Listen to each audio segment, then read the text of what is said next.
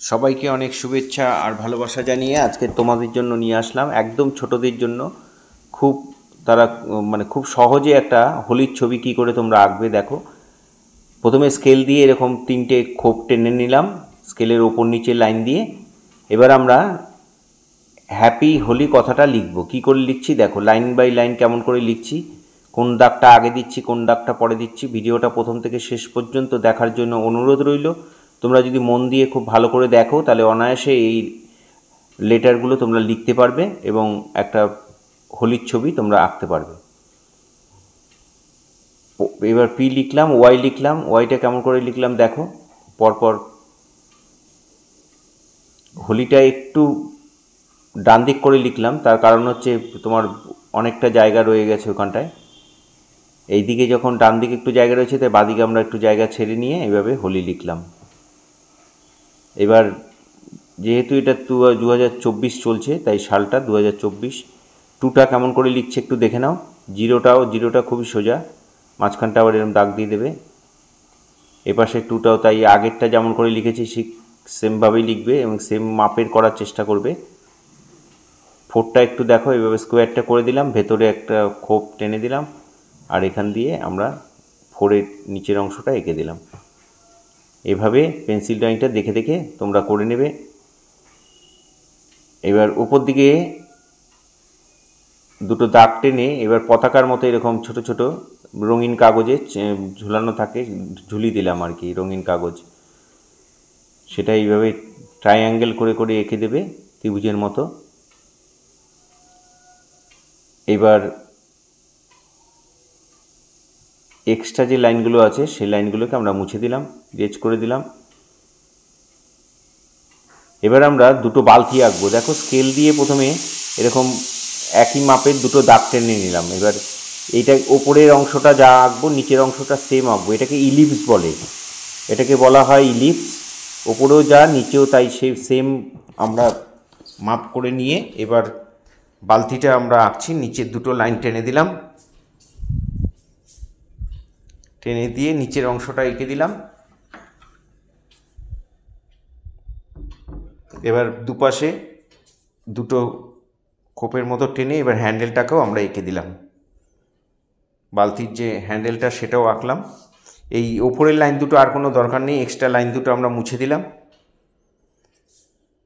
এখান দিয়ে রঙটা গড়িয়ে পড়ছে সেই লাইনগুলোকে দিয়ে দিলাম।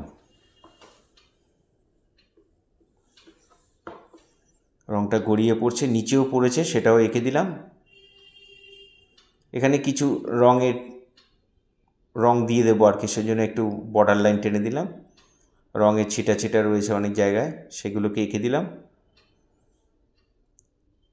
এখানে একটা পিচকারি এঁকে দেব, এপাশেও বালতিতে একটা পিচকারি এঁকে দেব।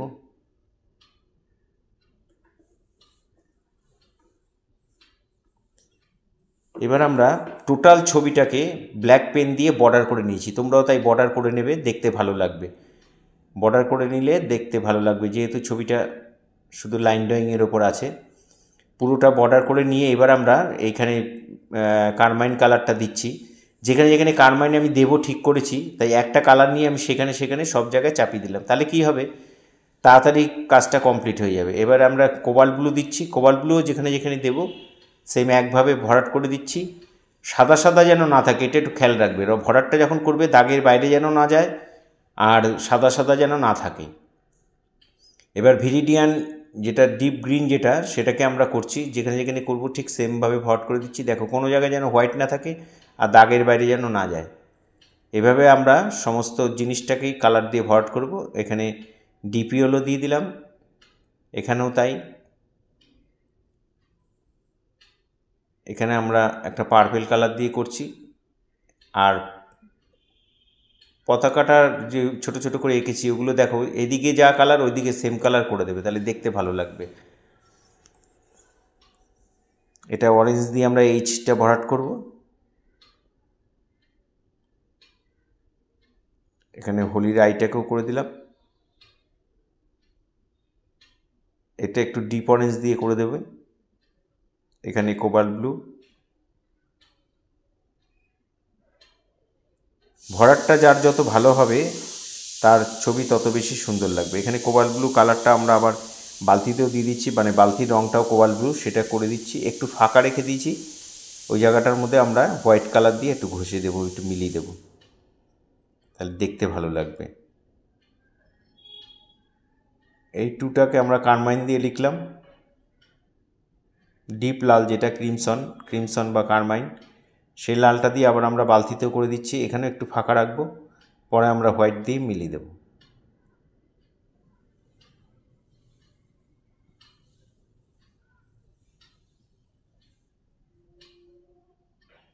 হোয়াইট দিয়ে মিলিয়ে দিলাম। আমার চ্যানেল যারা এখনও সাবস্ক্রাইব করেননি তাদের কাছে বিশেষ অনুরোধ যে আমার চ্যানেলটি সাবস্ক্রাইব করবেন, বেল আইকনটা প্রেস করে রাখবেন, তাহলে ভিডিও পাঠানোর সাথে সাথে আপনাদের কাছে নোটিফিকেশান চলে যাবে। নিত্য নতুন ভিডিও পাওয়ার জন্য অবশ্যই আমার চ্যানেলটি সাবস্ক্রাইব করবেন। আর আমার শেখানো যদি ভালো লাগে তাহলে অবশ্যই লাইক কমেন্ট করবেন। এখানে বালতিটা দেখো, একটা বালতির তো একটা নিজস্ব কালার আছে, এটা কোবাল্ট ব্লু কালার দিয়ে ভরাট করে দিলাম বালতিটাকে। এখানে রঙটা উপরে বালতির যে রঙটা থাকবে সেই রঙটা এখানে নিচে পড়েছে, তাই সেম কালার নিচেও আমরা ভরাট করে দিচ্ছি। সাদা সাদা যেন না থাকে, হোয়াইট যেন না থাকে, সমান করে ভরাট করবে, একইভাবে থ্রোয়িংটা করবে। ভরাটটা যার যত সুন্দর হবে ছবি তার তত সুন্দর লাগবে। এখানে আমরা বালতির রঙটা নীল করেছি, তাই নিচেও নীল রঙটাই পড়েছে, সেটাও করে দিলাম। আর এই বালতিটাকে আমরা ইয়েলো কালার করব, তাই পুরো বালতিটাই ইয়েলো ভরাট করে দিচ্ছি। আর ফেসবুকে যারা আমার আছেন যে বন্ধুরা, তারা অবশ্যই আমাকে ফলো করবেন, নিত্য নতুন ভিডিও পাওয়ার জন্য অবশ্যই আমাকে ফলো করবেন। আর প্রতিনিয়ত যারা আমার ভিডিও দেখেন তাদের সবাইকে অসংখ্য অসংখ্য ধন্যবাদ, তাদের জন্য অনেক শুভেচ্ছা, অনেক শুভকামনা রইল। সবাই ভালো থাকবেন, আমার পাশে থাকবেন। এখানে যে কালারগুলো আমরা বিভিন্ন কালার বিভিন্নভাবে ছড়িয়ে রয়েছে, সেটা যে করব সেটার জন্য আমরা যে কোনো কালার পছন্দ করে নিতে পারি। এখানে বর্ডারগুলো মানে চারদিকটা আমরা ডিপ কালার দিয়ে মাঝখানে একটা লাইট কালার করে দেবো, তাহলে দেখতে বেশি ভালো লাগবে। এটাও স্যাপ গ্রিন করে দিচ্ছি, একটু ফাঁকা রেখে সেখানটা আমরা ইয়েলো কালার দিয়ে দেবো। এখানটা অরেঞ্জ দিয়ে দিচ্ছি।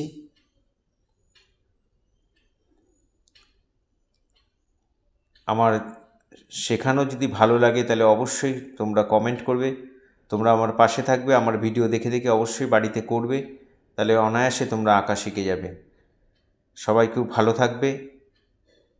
সবাইকে অনেক শুভেচ্ছা, অনেক ভালোবাসা জানিয়ে আজকে ভিডিওটা এখানেই শেষ করছি। নিত্য নতুন ভিডিও পাওয়ার জন্য আমার চ্যানেলটা অবশ্যই দেখবেন সবাই। এখানে বালতির বেল্টগুলো মানে হ্যান্ডেলগুলো আমরা ব্ল্যাক করে দিলাম। ভালো থাকবেন সবাই।